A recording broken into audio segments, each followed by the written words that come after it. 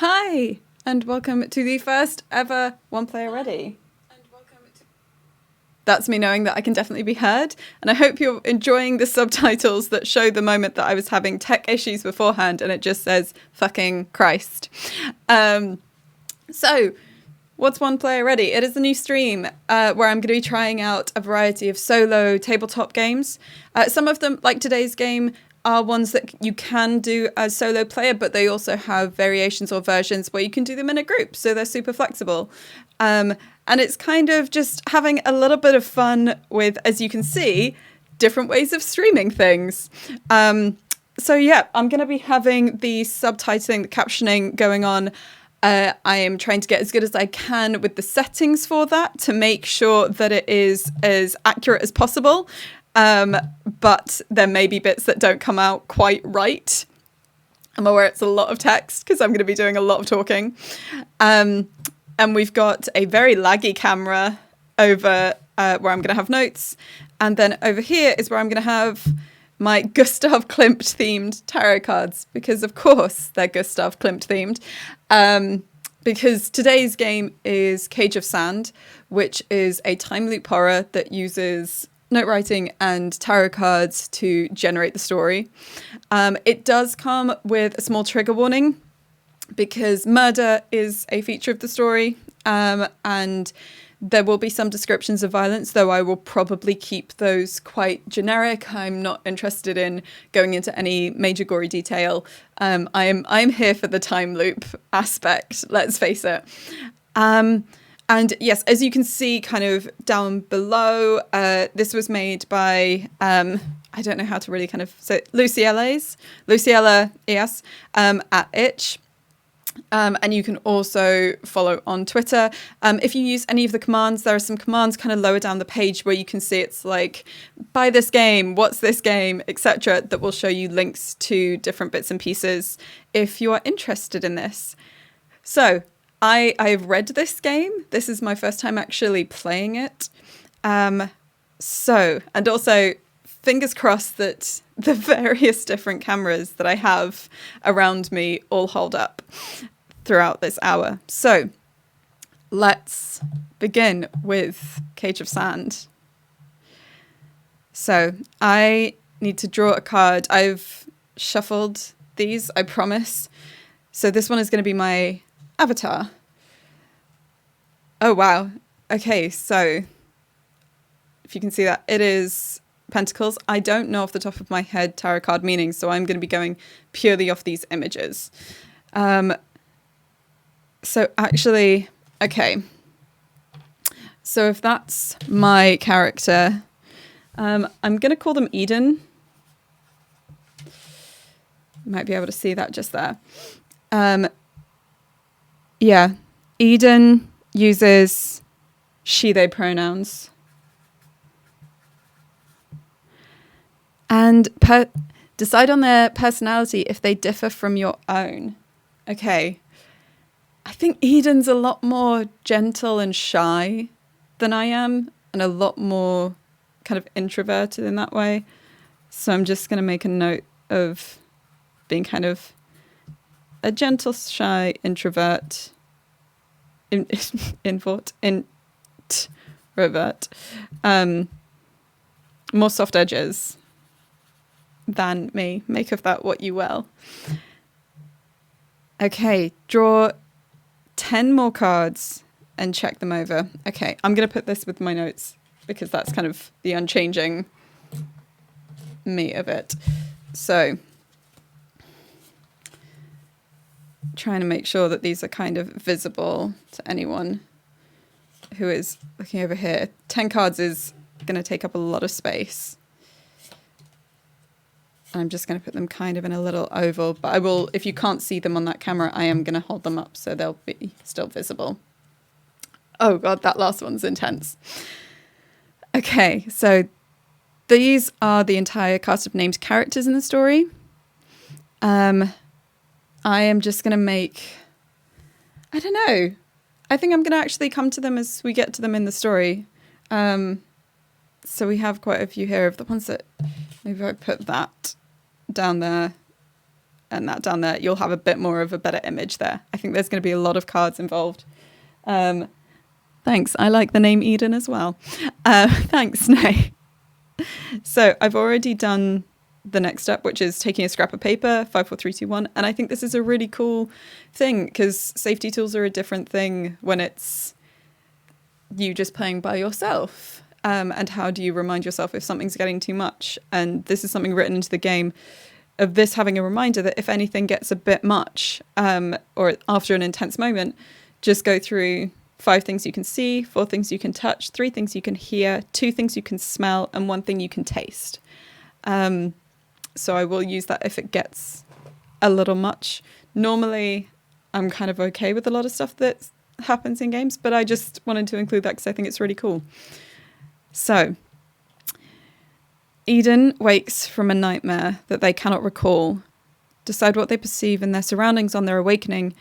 These details are the same with each loop. Okay, so the things that Eden sees when she wakes up, it's a stippled ceiling.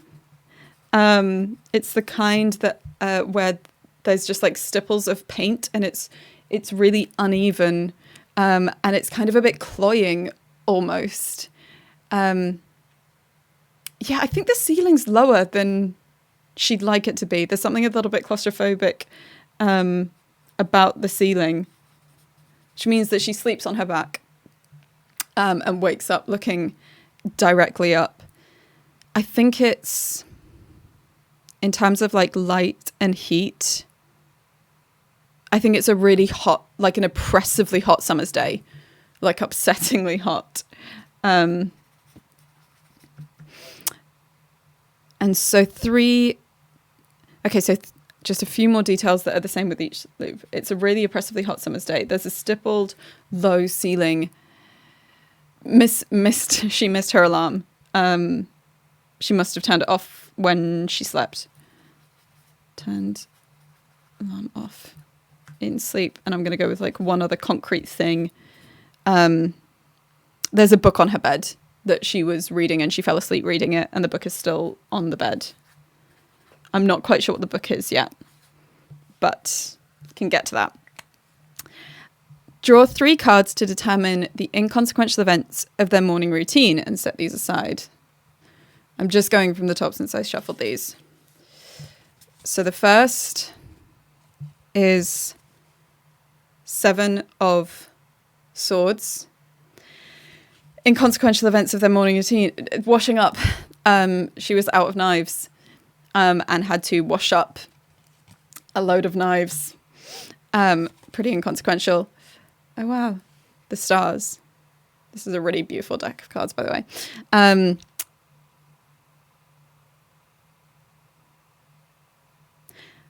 She also woke up holding a pillow, and she had to make the bed again, but it was like a really active thing of waking up holding that pillow, because she woke up alone in bed. That's how they woke up. Alone in bed with a pillow, washing up. I have no idea how much my memory is going to keep hold of all these things. And finally, the Knave of Chalices. There were some empty bottles. Not of anything too heavy. Yeah, I think there was some, let's say wine, let's say red wine, to make Eden different from me. So taking out recycling, red wine bottles.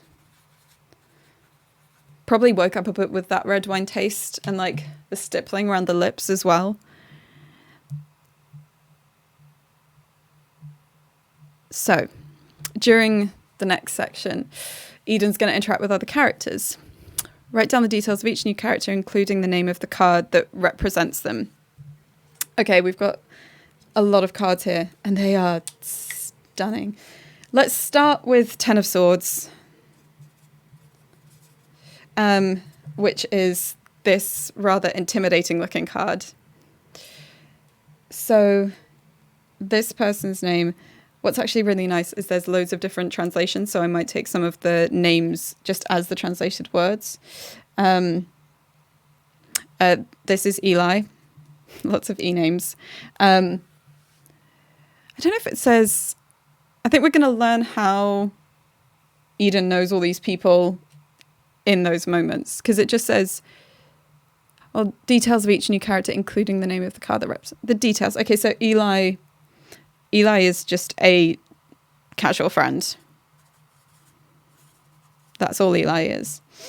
Then... Ace of Chalices. Ace. Ace is an X. Yeah. No, Ace is... Yeah, Ace is a very brief X. Ace, who is an X.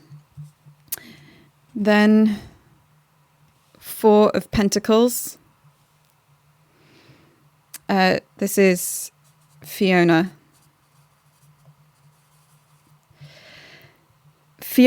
is a co-worker who really wants to be a friend, who often is just like a little bit too overly keen and doesn't realize that Eden doesn't really find her that interesting. I don't know what I'm saying about myself or my views of people with this. I swear I'm just making all this stuff up. Queen of Chalices. This is her mum. This is Eden's mum. Queen of Chalices. Eden's mum. And she is graceful and imposing and incredible. 10 of Pentacles. Huh. Because this is one of the few images that isn't actually of a person. I'm going to put this in my little notes section over here. So 10 of Pentacles. Oh.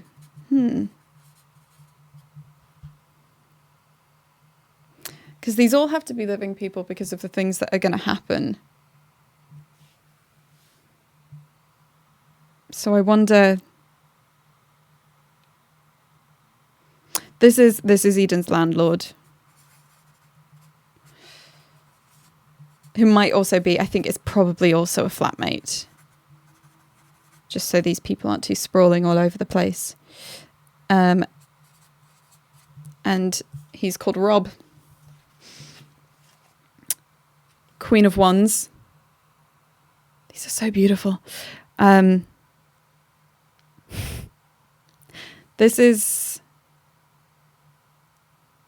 This is Rob's partner. Yeah, this is Regina, because Queen. Queen of Wands. Rob's partner. So Eden knows her like a fair bit, but there's not necessarily like an active friendship there. It's very much the fact that Regina is going out with Eden's landlord. This is a beautiful one. The Chariot. I did check if like artwork like this was allowed to be on Twitch. As far as I can tell, it is. The Chariot.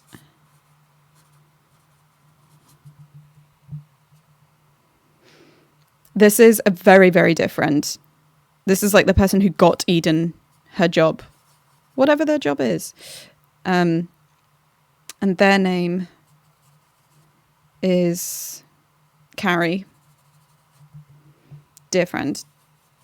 Probably like the closest friend that Eden has out of all these people, I'm going to say. Only 3 more people to go. We've got the 9 of Wands. See if that's clear enough there. 9 of Wands. And this is... I think this is another kind of relatively casual friend who works nearby.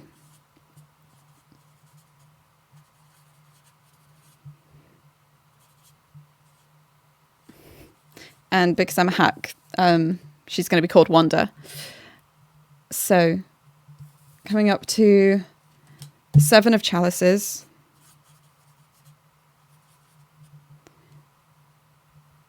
name is Copper, and he is a friend who Eden often walks his dog because he's often not well enough to. Dog friend. And lastly, the Three of Pentacles.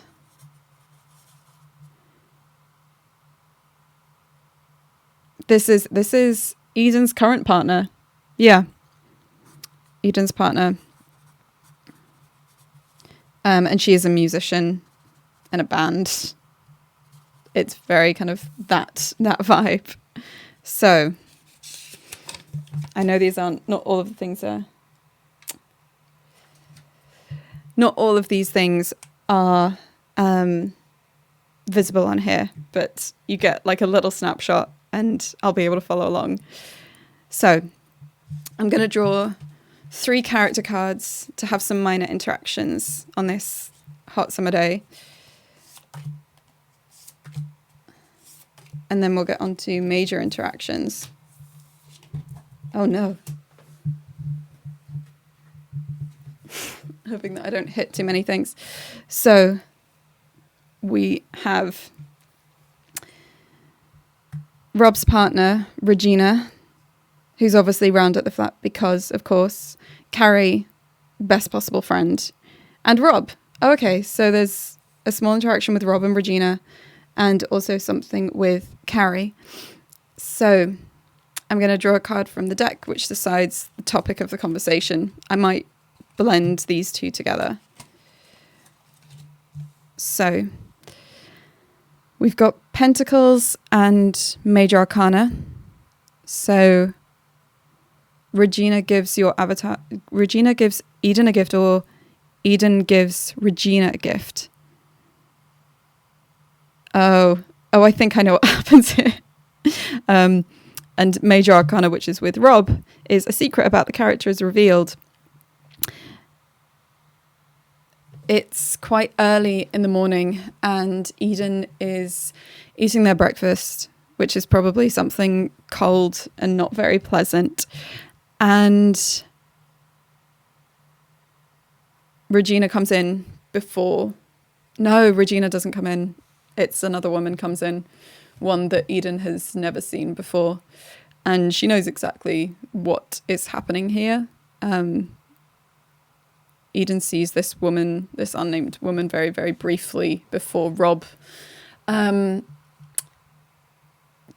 makes her leave the flat. And Rob kind of gives Eden a look because Rob knows that he has some kind of power over Eden in terms of being the landlord and doesn't think that Eden is going to reveal that he's cheating on Regina.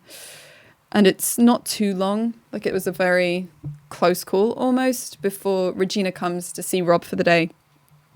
And whilst Rob is in the bathroom, I think Eden's too shy to say it out loud, but she writes it down in a very small note, which just says Rob is cheating on you, and puts it into Regina's hand before she leaves the flat, before Eden leaves. And that's what happens with those two. And under the minor interactions. And then with Carrie, the really dear friend who I think works near... Oh no, this is just the really, really dear friend who got Eden their job. This is one's... Carrie makes a sacrifice for Eden's sake. It's just that Carrie waits at the bus stop for Eden to get the bus with them. And it means that Carrie's going to be late to work, just like Eden is. But it's a small thing and Carrie wants to accompany Eden to work. And that's it. And so there are going to be 2 major interactions. And we're going to see who this is with. Yeah. Okay. That intake of breath was just because the Ten of Swords is such an unnerving card to me. So this is with Eli. And this is going to be a secret about Eli being revealed. And Eden's mum. And Eden's mum is also going to make a sacrifice for Eden's sake. I think Eden's a bit of a mess. Eden's late for work, and Eden has probably forgotten something that's necessary for work, which means that their mum actually probably meets them there, because when Eden was at her mum's at the weekend, she left like an important charge or something like that. She's just a little bit of a mess. And Eden just feels awkward and kind of a bit ashamed, because she wishes that she wasn't so reliant on other people. She wishes that there wasn't this sense of, it's just things kind of piling up a little bit in terms of being late, and then someone being so nice to her and then leaving something at their mother's, and then their mum being so nice to them, and other people seem so together and are able just to pick up the slack of Eden's existence. I think there's a lot of really unpleasant feelings, actually, even though it's a very nice thing that was done.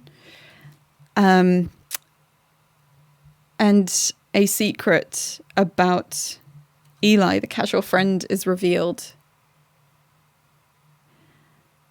I'm kind of looking at the card to see if that gives me any idea of what the secret about Eli is, what secret about Eli is revealed. And Eli got into a fight last night. As Eden walks into work, it's probably quite a generic office job of some description. They get a text that tells them that Eli got into a fight and is okay, but yeah, hurt but recovering. And I think the reason this is a secret that's being revealed is that Eli is now only a casual friend because it was just too emotionally draining for Eden to worry about him all the time.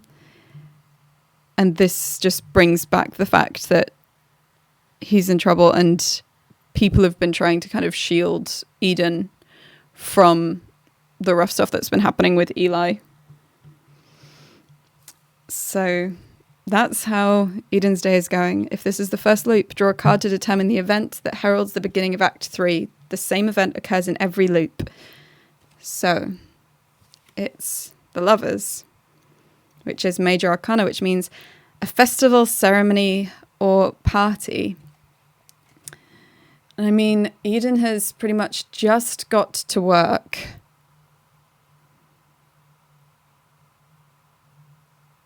It's someone's birthday at work, and quite early in the day, like basically the moment that they get in, there is a kind of mini celebration for them. Calling it like a festival, a ceremony, or a party is probably a bit grandiose. It is one of those times where, against a very grey office, there's such a forced sense of jollity. Like, people have put things that are hanging from the ceiling, but they're only allowed to put like tiny amounts up because of health and safety. So there's these paltry little streamers, and everyone has like a party popper, but they've been told to point it away from everyone's faces and been instructed how to use them. And it's just for this one person in the office, because it's a big birthday. It's like her 40th birthday, and Eden is just kind of there pretending that this matters a lot. So this is where it starts to get dark. I'm gonna shuffle these character cards, and I'm gonna draw 6 of them. Shouldn't have been able to see that. So reveal 1 to 3 cards at a time. For each discovery, draw from your tarot deck to decide what Eden perceives and the conclusions that she draws. These are, all these cards I'm going to turn over, these people, these are the corpses that Eden discovers after the inciting event of the party. So, oh no, Eli. And it's the ones. So the time or cause of death of the identity, or the identity of the victim, is hidden. I think it's going to be the cause of death is hidden. It's just, she doesn't actually even discover this. It's just another text from someone else suggesting that the initial text about the fight that said Eli was recovering might have been a lie. And it's all these kind of obfuscating texts. Her phone goes off as everyone's popping party poppers and saying, "Happy birthday, Miranda."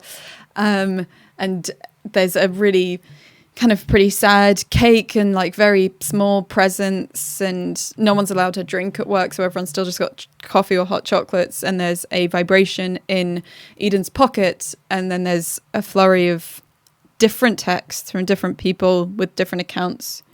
But it's clear that Eli is dead. So then it's Eden's partner.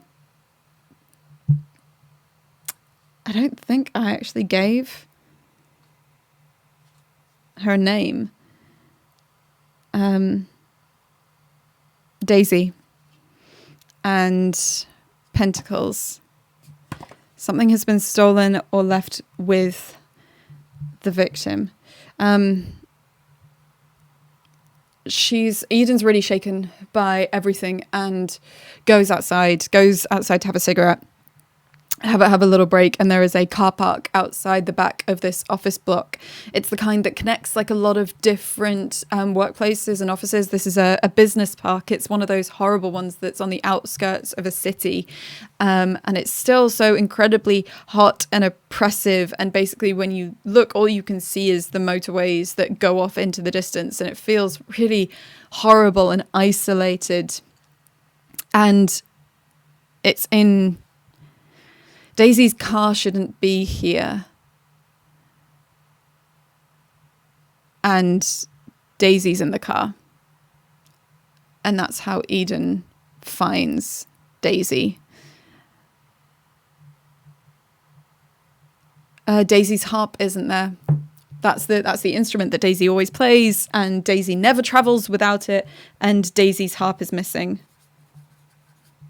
It's not in the back seat. It's not in the trunk. The trunk's open. It's not in the front seat with Daisy, but Daisy's harp is missing. I have no idea how useful this information is going to be in the next loop. Oh, Landlord Rob. Okay, I'm gonna reveal like a couple at a time because I'm interested in the combinations. Landlord Rob. A lot of people are going to work or somehow be at this business park for some reason. Temperance. Major Arcana. The murder is unusually gruesome, showy, or ritualistic. I'm not going to go into intense detail here. But having just found Daisy in Daisy's car, it's the boot. It's looking for her harp, and she can tell that it's Rob, her landlord, in the boot, but Rob's body parts have been detached and rearranged to make them fit better in the boot, is all I'm going to say about the showiness or rituality of that one. Then chalices. So this is Copper, the friend who Eden walks the dog for. Knight of Swords. The killer leaves obvious signs of the cause or time of death. Okay. Of course. It's because there's always a certain time that Copper walks the dog. There's a time of day that Eden helps out and walks the dog, but it's always at like 10 in the morning when Copper goes out, walks the dog, and the leash is in his hand. He's just outside the car park because there's like a little towpath, kind of country-ish, the closest you can get to countryside walks in this area, and that's one of the places where Copper always goes with his dog. And he's there, and the dog's leash is in his hand, and it's obvious that it must have happened during the walk, so that's a clear sign of when Copper died. Okay, so 9 of Wands is Wanda. The casual friend who is a work friend, but is a little bit too... I think Wanda's the one who's I've got casual friend. Oh, casual friend who works nearby. Well, yeah, there's a small service station not too far from here, and Wanda just works in a coffee store there. And in terms of Wanda's death, sorry, I don't know if I've been showing these that much, the wheel. So again, unusually gruesome, showy, or ritualistic. And I think it's that because it's like something in the back of Eden's head, because they're now starting to spin out. I mean, there was the message about Eli, and then coming down and then seeing her partner in her car, and then her landlord, and then Copper, her friend, and then realizing that there's something weird about Rob in the boot of the car, and going back and realizing, yeah, it's not just one person who's been arranged to fit in the boot of the car. It's two. And the other one is Wanda. And then the last person is Fiona, the very excessively friendly co-worker. This is the 8 of Swords. Obvious signs of the cause or time of death.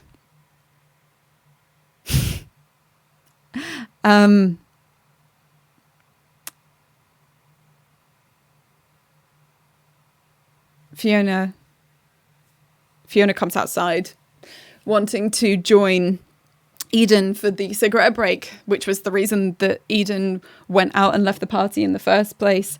And she walks over as Eden is starting to spin out and kind of is holding her hands up, telling her not to come closer because she doesn't know what's going on and she needs everything to just stop and for nothing new to happen. And Fiona still has one of the cupcakes from the party. Like, a few different people brought different cakes in for the office party thing, and she takes a bite and starts foaming at the mouth and falls. Now you can play it so that time passes between each discovery and deciding how that time's spent. I've just gone way quick with that. And I think there maybe is like a little bit of time between things. I mean, there's time between hearing about Eli and trying to deal with the party, trying to continue along with it, maybe starting to do some work, and then going outside for the cigarette break. Maybe even calling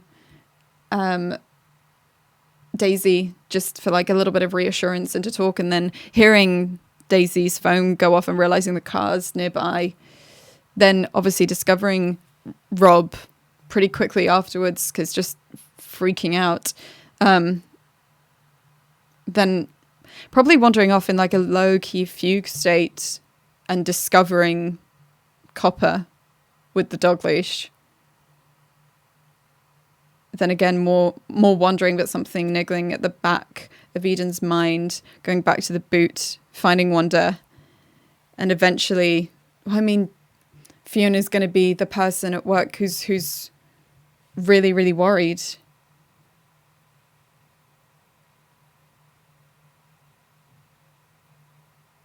Yeah. So that's how that happens. At the end of the loop, all remaining characters, including your avatar, die mysteriously. Decide how this event is reported in the news. This is largely the same each time with any minor variations you choose.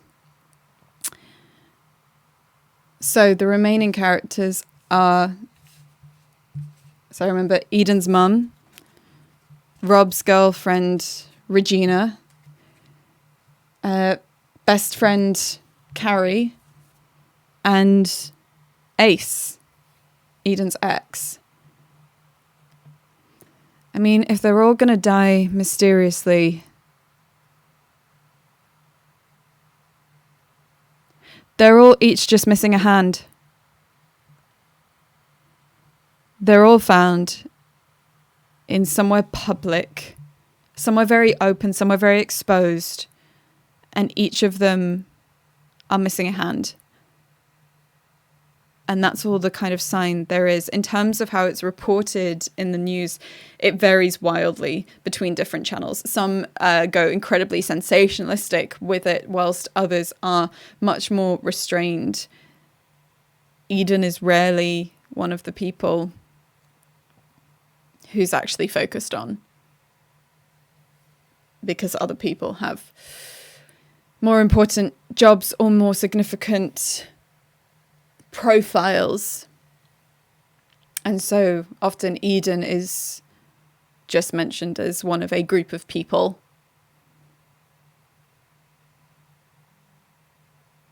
But everyone was left in places that were completely open and seemingly very public, seemingly very visible. Reflect on the events that occurred and any patterns that have begun to emerge. Dismemberment. Dismemberment, the being in an open place, being in a very isolated yet open air place away from the city. Lies and deception, I guess, are some of the patterns. So I can record one or more revelations. I'm going to go with select character. What do they know that your avatar doesn't? I'm going to say Carrie. Carrie knows that Eden wouldn't be safe if she got the bus on her own. Carrie knows it's important to be there with her. Carrie knows she must get the bus with Eden.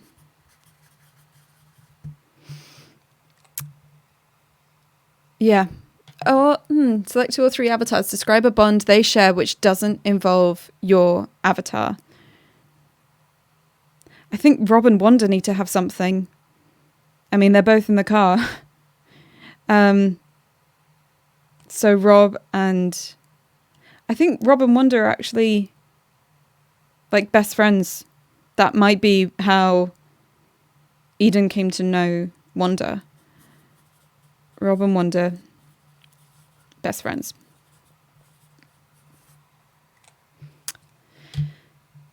Clear your space, shuffle your character cards, make a new mark on your tally sheet, and return to Act 1.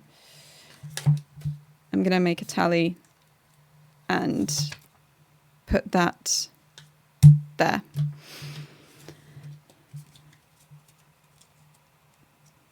So I'm going to shuffle these. We're going to go back to that bedroom with the low stippled ceiling and the incredibly oppressive hot summer air and blinding, painful summer light.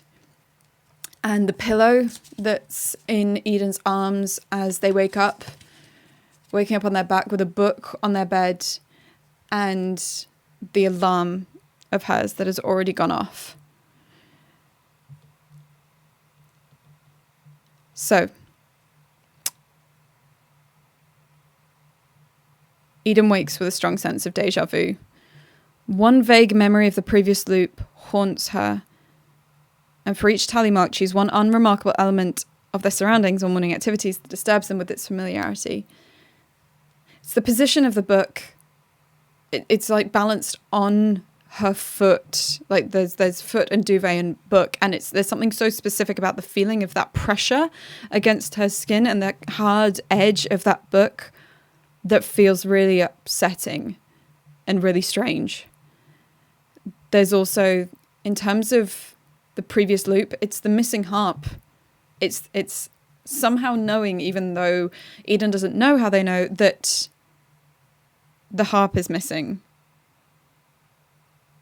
Daisy's harp.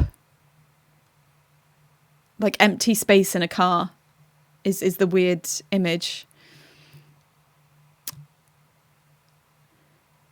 So we now get to minor interactions and major interactions. So I assume this just ends up being potentially different each time. Yeah, you have different time loops. So minor ones. We've got Carrie, Copper, and again, Regina. So cups, because I have this for Carrie. I learned something about another relationship that Carrie has. Oh God. Doesn't have to be to another character.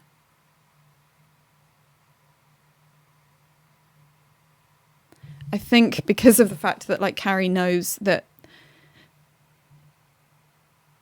Eden has to get on that bus. Carrie knows something about what's happening. And the connection to someone else is that. Carrie has a connection to Eli. Carrie already knows about Eli. And being on the bus means that she can monitor what Eden is doing. So we might not quite get to the bus journey yet, but that's what Carrie knows. That's the relationship. Carrie was the one that fought Eli. Carrie fought Eli. A secret about Copper is revealed.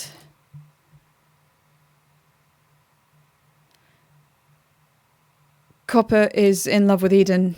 Copper doesn't necessarily need Eden to walk his dog, or hasn't for a short while, but has been using that as an opportunity to kind of just keep communication going.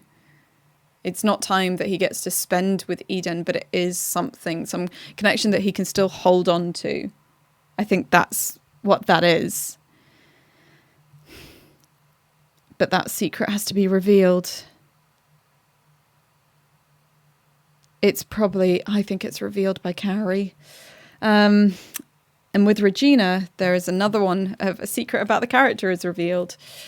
So I think similar to the previous morning, going to have like a very dry, cold, unassuming, unimpressive breakfast, Eden sits down and sees this unnamed woman that Rob is clearly cheating on Regina with. She is shuffled out, and Eden takes the chance to write a note saying Rob is cheating on you. Rob goes to the bathroom whilst Regina arrives at the flat. Eden slips this note into Regina's hand, but Regina opens it and reads it before Eden can actually get to the door and get out and just have done that thing and be free of it. And Regina says, "I know." And it's a really sad moment because it's not a vindictive "I know." It's not an "I know" of I'm about to break up with him or I'm screwing someone else too. It's that Regina doesn't know what to do with this situation. She doesn't know what to do with this because she's very scared of being alone. And if she does anything, then that might be what happens. And that's what Eden sees as she leaves to get the bus, where Carrie is waiting so that she doesn't have to get the bus alone. And they get on the bus to this business park in the middle of nowhere where they both work. And Carrie... The conversation's a bit weird. It's a bit frosty because it feels like Carrie is somehow trying to do something. That Carrie has some kind of aim that Eden can't possibly know about. And the conversation is swiveled to Copper. Some casual mention. And Carrie says, well, you know he doesn't need you to walk his dog, don't you? He just wants to talk to you. And it's weird, and it's still frosty, and obviously they're just about to come up to the business park, so there's not much more of chance to talk this through, especially the weird satisfaction that Carrie seems to get in being the one to tell this information to Eden, even though they are meant to be the dearest friends possible. So they just say, well, we'll talk later. And Eden goes up to work. And it is Miranda's birthday, and everyone is being taught how to use party poppers and how to arrange cake and what kind of decorations are and aren't safe. And no, of course, no one can stand on the tables. That's not allowed. And everyone's getting prepped for this, whilst all these things, like the sad expression and way that Regina said, I know, and the pleasure that Carrie seemed to take in telling Eden about Copper during the bus ride, it's all in the back of Eden's head.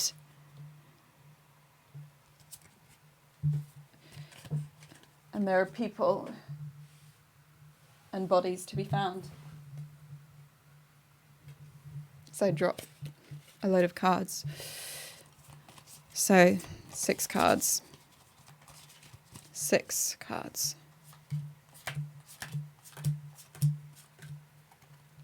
The story is too real in a lot of like very dark, sad ways.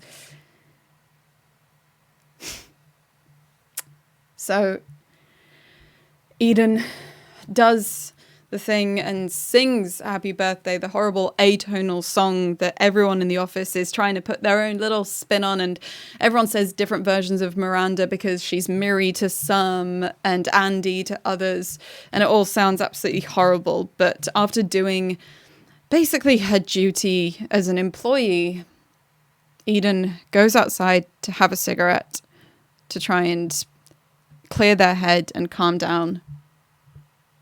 And Daisy's car shouldn't be here. And there's a weird thing in the back of Eden's head of empty space in Daisy's car. And why was that something that she woke up with and goes over and looks? And it's Daisy in the car.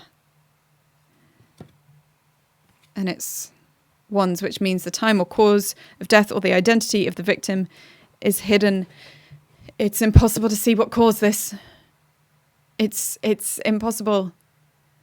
Can't even get into the car. Like, tries smashing things or taking out a credit card because she knows that doesn't work, but wiggling it in the car door and between the space between the car door and the window, because she's seen people do that with the coat hangers in movies, and that should work, right? And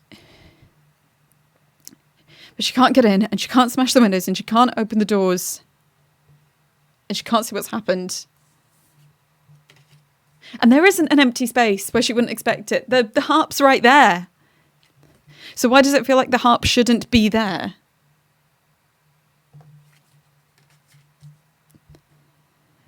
And then it's Carrie. Also swords. Oh, sorry. Differently swords. The killer leaves obvious signs of the time or cause of death.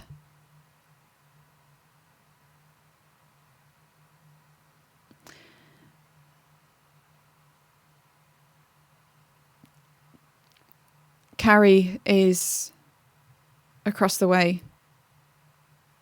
Eden has begun just wandering throughout the car park, screaming, calling out to someone about seeing Daisy in her car, and going up to one of the buildings, and she sees someone, and she sees Carrie. Carrie is sitting up against the wall having her own cigarette, and of course, because Carrie smokes so much too and is probably stressed just like Eden is because she's been so weird and there's something not right and she's not she's slumped up against the wall and her hand is missing. One hand has a cigarette in and Carrie's other hand is missing.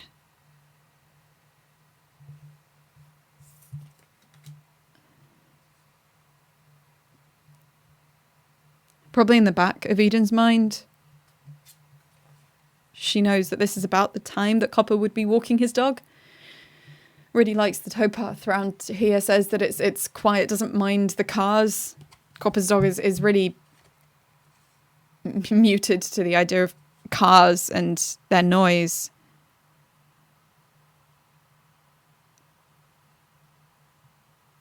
And looks around. Again, goes into something of a fugue state, tries to call 999, but it feels too real. And it doesn't feel like it does in the movies. They're asking different questions and asking what her phone number is, but this is a new phone and she doesn't know the number for them to call back on, and so is just getting so distressed. And Copper's dog runs by her. This huge bounding Great Dane just sprints. And instinctively she goes in the direction where the dog came from. And Copper's... it's like just beside the towpath. It's one of those little kind of ditches with overgrown grass, or almost looks level with the ground. And that's where Copper is. Oh, Regina. The murder is unusually gruesome, showy, or ritualistic.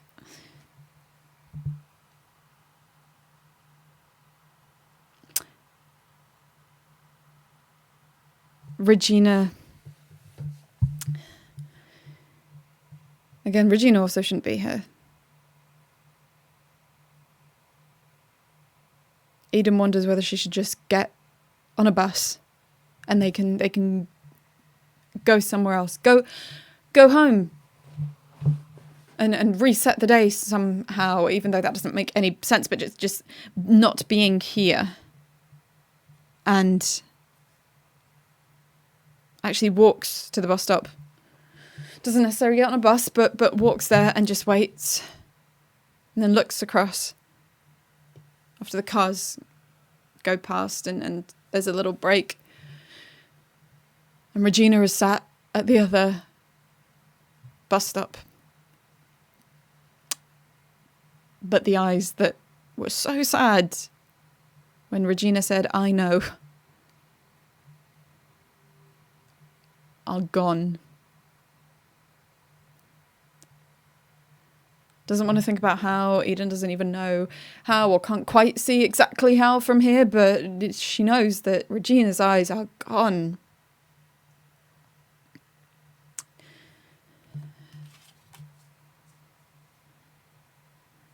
Wonder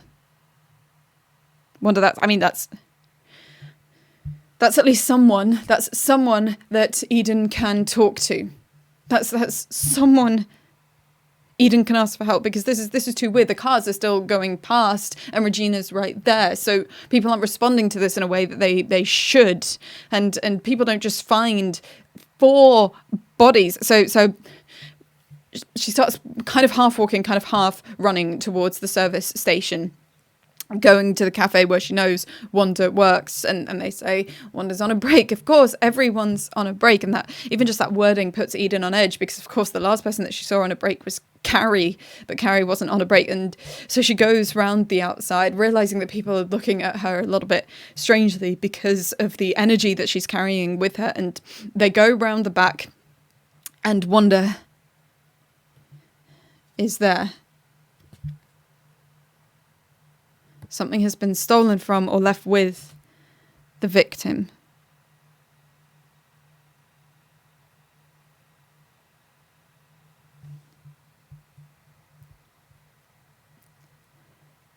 It's from quite a distance that Eden knows what it is.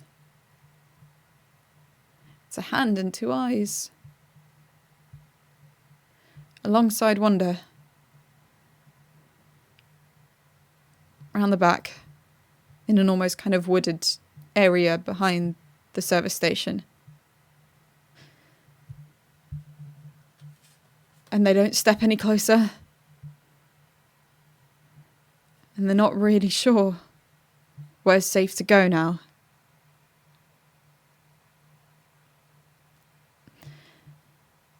And so Eden actually wanders off into the wooded area. It leads to a larger forest that runs parallel with the main motorway.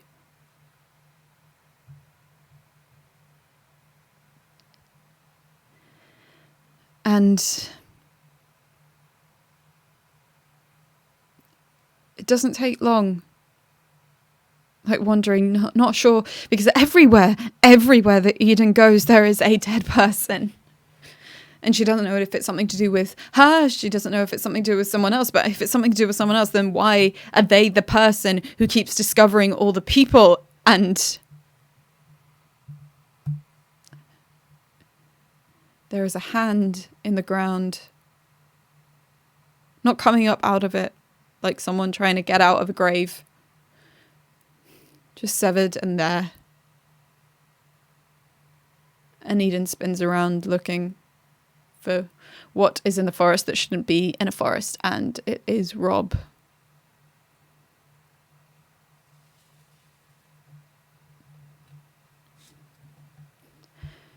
She really doesn't know what to do.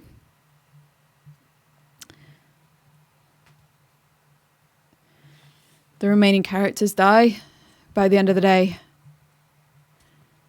This is reported in the news more sensationally across all channels. The removal of the hands, the removal of eyes. The ritualistic aspect looms large in this reporting.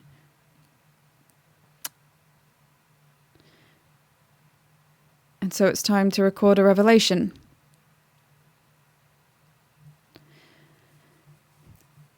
Who or what is responsible for the time loop?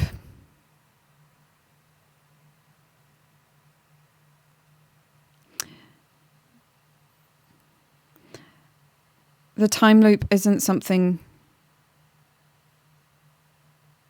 The time loop is linked to the murders. The time loop is some bizarre, unknown, and potentially unknowable force that is trying to rearrange things. Someone's eyes express deep, pained sadness. Their eyes disappear. They are given to someone else who maybe would benefit from more empathy. Someone gets into a fight with someone, hurts them with their hands. Their hand is severed, given to someone who could use a little more fight. It's some kind of unseen animal or manifestation that doesn't understand how things should work, but knows how it wants them to. And it is trying so hard to make things right and make things better. I'm going to say that there's probably one more loop.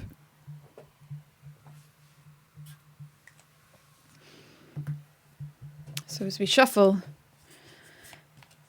we go back to the bedroom, waking up on their back, stippled ceiling, uncomfortably low, bright light, hot, clammy air, pillow wrapped in their arms. Put that back, make the bed. Book on their foot. Feels like it's almost gouging into it. Don't know why. They have this memory of too many eyes and too many hands. Eden's not quite sure what that means. There's something unpleasantly familiar about washing up all the knives.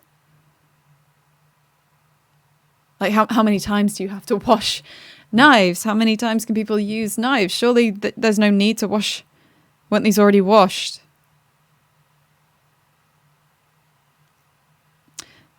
Takes the recycling out. Bottles of red wine into the trash. And it's the sound again. Because there is that sound that bottles make when they clash up against each other. But here, it's like it's been copied and pasted. It's not unique. It sounds like a sound effect pasted on top of what's happening. It's weird.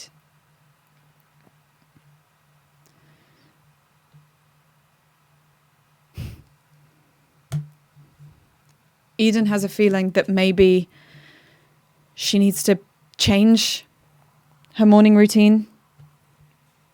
That there's something important in her doing something different, something new. 4 of Swords.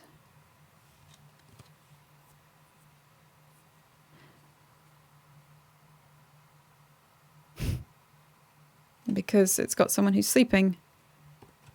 Fuck it.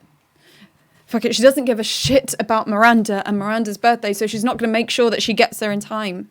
They'll waste the first half an hour of the day popping party poppers and singing happy birthday badly. So just sleep. Just sleep, and then you can start the day afresh. Just for half an hour.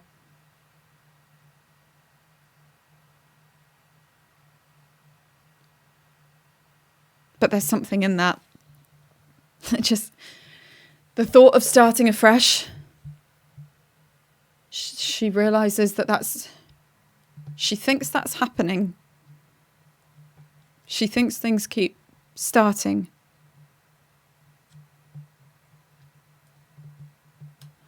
She can't remember what happened, but she knows things are happening repeatedly.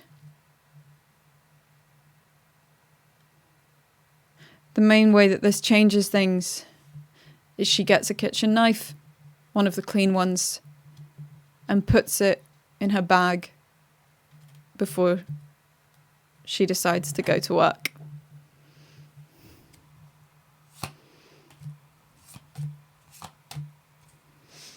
So, Regina, Copper, and Carrie, we have minor interactions. I may have forgot major interactions last time. If I did, I'm sorry. So Regina, cups. I learned something about another relationship that Regina has.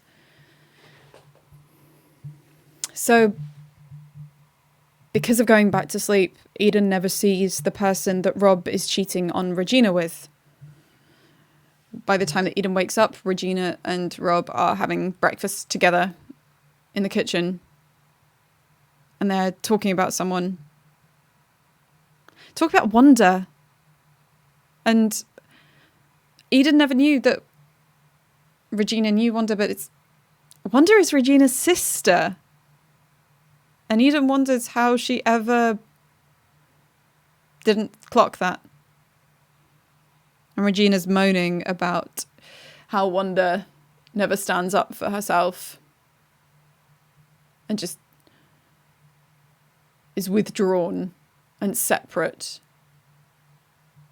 And all the things that she thinks Wanda could learn from her or from other people. And Eden doesn't really make any major comment on that. Carrie has pentacles. Carrie makes, even though Eden has deliberately decided to get to work late, Carrie sends a text saying, "I'll still wait for you on the bus. I'll be late as well. I want to give you some company." And so Carrie gives that gift to Eden, and Eden doesn't have to travel alone. But that feels really weird, and it feels familiar again. In fact, one of the few constants feels like Carrie making sure that Carrie is there. And Eden isn't sure if that's a good or a bad thing. Copper. A secret about Copper is revealed. Again, Carrie sits on the bus with Eden. Acts a little strangely. And it's the second time somehow. It's somehow the second time that Eden has been told for the first time that Copper loves her. And has just been using excuses of dog walks to engage with her, to get time with her, to get her attention. And it's... This time, Eden says, "Why do you look so pleased?"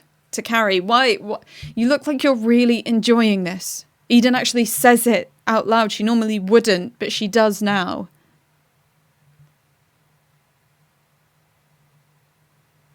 And Carrie walks to the upper deck of the bus. Doesn't say a thing. Just walks away. And won't give Eden an answer.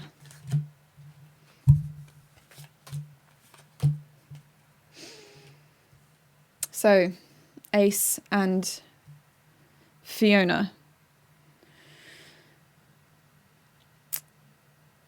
Eden gets to work. Late, obviously. And it's working. But Fiona is there. Wands. Fiona makes a sacrifice.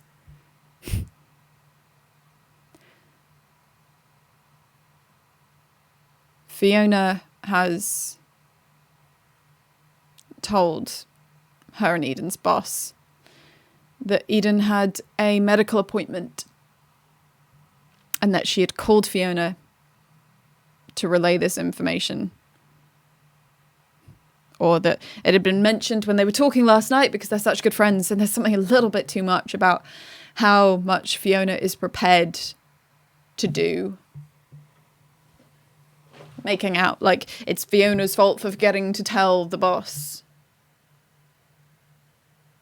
And Fiona just gives that really uncomfortable smile. And Eden says thanks. But you don't need to do stuff like that for me, and if I don't ask for it, then I don't want you to. Fiona takes away the cupcake that she'd saved Eden from earlier and walks off. And as for Ace, a secret about Ace is revealed. Ace, Eden's ex,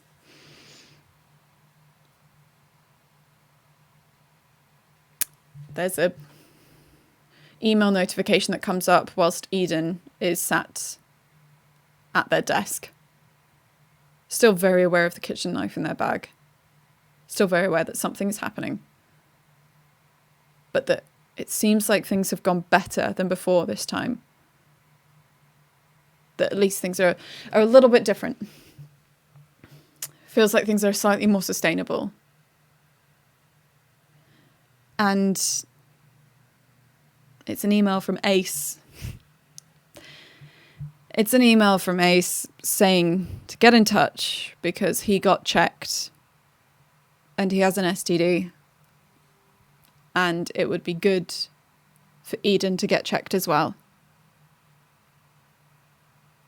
And a little thing in the back of Eden's mind goes, I wonder if he told me that straight away. Or if he left it a while. Or if he knew when we were together and he just didn't mention. And normally Eden would send back a thank you email just as a courtesy, just to kind of grease the wheels of human interaction. But this time, they don't.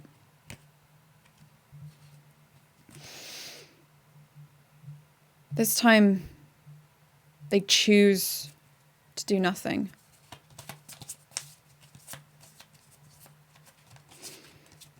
I think I'm going to reveal these two at a time. I things are spiraling. Fiona and Eden's mum. I know they're not all literal, but death feels an appropriate card to finally draw. So this murder is unusually gruesome, showy, or ritualistic. See, Fiona doesn't have Eden's respect or attention or love. Her mum, however, does.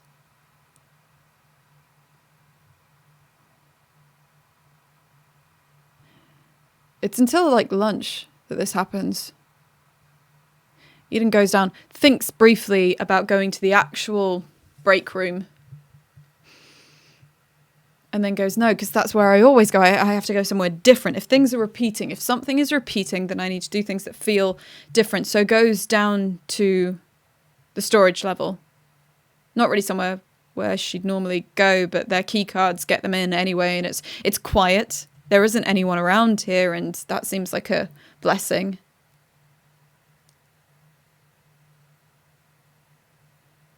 And this must be centered around Eden. This must be.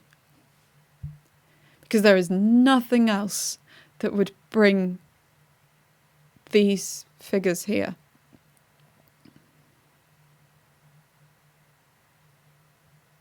There's a cavern in her mum's chest. But the weirdest thing is that Eden's first thought is, have I seen this before? Is this something that's happened before? There's a cavern in her chest. And her heart, with one knife, is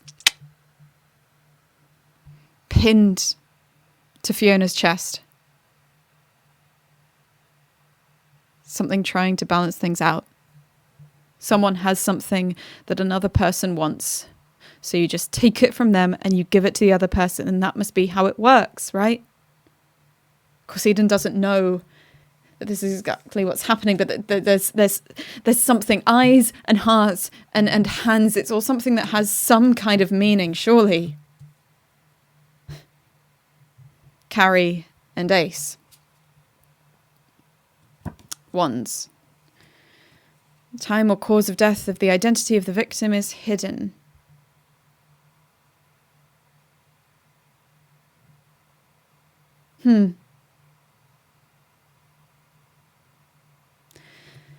Again, Carrie, well, until the bus ride this morning, Carrie had a decent relationship with Eden. However, Ace, that's kind of ended now. Thing is, Eden has a lot more control this time. There's no fugue states. There's no just wandering off. It's just gripping onto the knife in her bag. Wandering through the warehouse level. Calling out if there's anyone else or anything else. Turning a corner, looking down the corridor that's formed by shelving high to the ceiling. And they're there.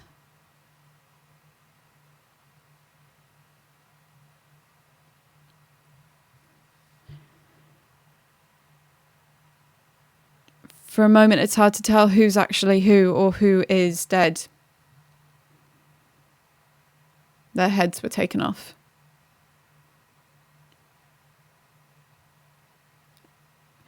Actually, not just that, different bits of their bodies, but rearranged to try and make two new, different people, maybe people who were more balanced, people who made more sense, people who had the right combination of things.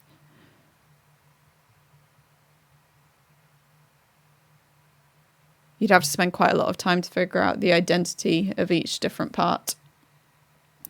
And maybe that's the point. And Eden steals themselves as they open up the rear entrance to the office block and head outside. The sun. The murder is unusually gruesome, showy, or ritualistic.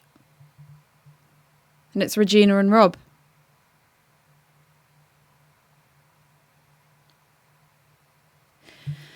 Eden doesn't know why, but the forest behind the service station is where things come to a head, or where the next thing is. Just this image of hands.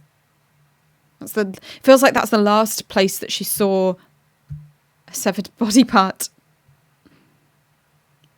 It's a weird thought to have on what should be a normal day, but it's what Eden's having. So she wanders. But more purpose this time.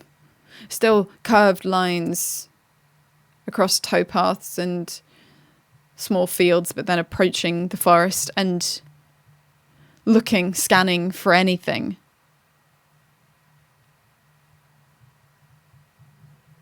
The thing is, what she knows about Regina is that she's deeply sad. And she projects that by talking about how others have shortcomings. And Rob is a cheat. And he intimidates people. And he's not necessarily a very nice person. And this one's stranger. Because it's not even like Eden's shocked to see this anymore. It feels like an inevitability to walk up on this scene. But they're ahead. It's not just them though, it's parts of animals. Almost like something tried to make Regina into something more than she was. Like add things to her. Undo the shortcomings by putting more there. And Rob... it's just his tongue that's gone. It's what Eden sees first.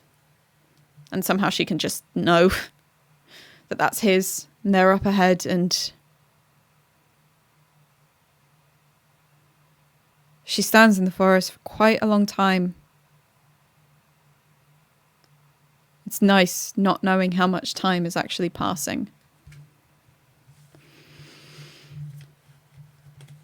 By the end of the day, everyone else also dies. This time it's not reported in the news. Like something's learned how to stop it being reported. Like something's getting better at this process. Like it's figuring more out.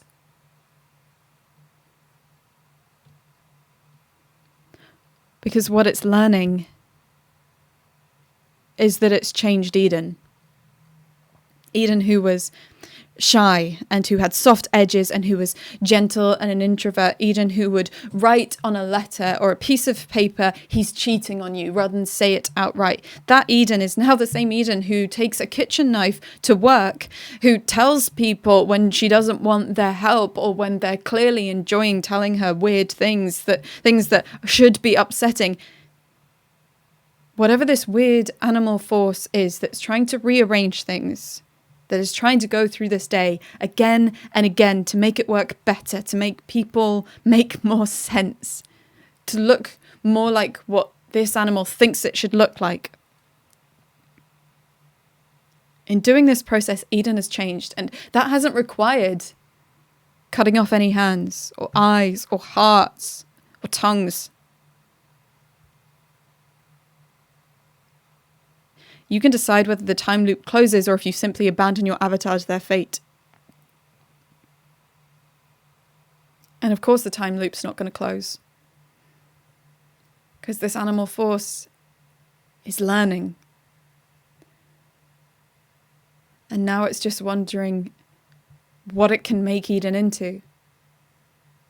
Just over the course of these repeated days. How it can change people. Not through brute force, not through physical change, not through death, not through damage, but through circumstance. And so Eden is going to wake up staring at that low, stippled ceiling in the hot, oppressive air a lot more times. And is going to see a lot more sad eyes and cruel mouths and unfair smiles. Because it's so excited. It's so excited about what it can do to her.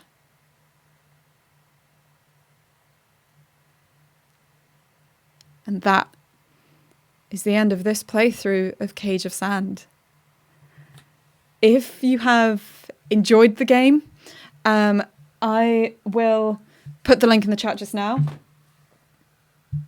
That was weird and really cool. So hopefully this is going to work. If that's not working, then I will just straight up put the itch link in here. So yeah, this is Cage of Sand by a very cool game designer. The link is now in the chat. It can be done with a group of people or with solo. So if you prefer doing stuff as a group, but you really like this kind of structure and this kind of setup, then absolutely give it a go. Additionally, this is one of a few different streams that I'm going to be doing on this channel. On Tuesday, if you want something that's a little less creepy and becomes some kind of cosmic horror animal thing, though I loved seeing where that went because I did not know that's where that was going to go. I also run a ongoing D&D campaign called Undergods. We are getting to kind of the big end of this campaign, so it's only going to be a couple more sessions. But if you tune in here at 2 p.m. GMT on Tuesday, so just a couple of days away, then we will be playing that beautiful kind of epic fantasy vibe of a game. It's also sponsored by Thornless Rose, and we're going to be giving away some beautiful things like very pretty dice, and also Thornless Rose makes these astonishing handmade tokens. There are luck tokens, there are rage tokens, GM bribes, all sorts, and we also have a huge wealth of other beautiful things to be giving away, and all you need to be in with a chance of winning that is just pop into chat and say hi during that. And also this Saturday will be Made Up Songs About Made Up People, which is at 11 a.m. GMT, and that is pretty much what it says on the tin. Basically, people tell me about their tabletop role-playing game characters. You can do that in chat, you can do it over Twitter, and I make up improvised songs about them, so you get to come away from that stream with a bespoke song just for you and your character. And do tune into this. This is all of the streams on this channel. Undergods is every single month, but all the other streams are fortnightly. And so this won't be for another couple of weeks, but I've got some really beautiful games lined up, like Mnemonic, Lost in the Grey, Like a Mother's Love, which is a Wretched and Alone hack, and also The Spirit of Small Gifts, which is going to be kind of very Christmassy, giving warm fuzzy vibes kind of game. So thank you so much for watching. I hope you tune in for future things, and if you want to, let me know what you thought of the story that came out of that, because like I say, I've not played this game before, and that was really, really cool. There were some things that we didn't even get into, like different revelations and stuff, and you can have it run a lot longer. Thank you so much for watching, Luciana. That was really cool that you were able to watch. Thank you for writing this game, because it is really awesome, and I'm definitely going to be playing it again. So thank you everyone for watching, and I'm going to hop off. Have a lovely rest of your weekends, however much you have, depending on the time zone that you are in. Okay, bye.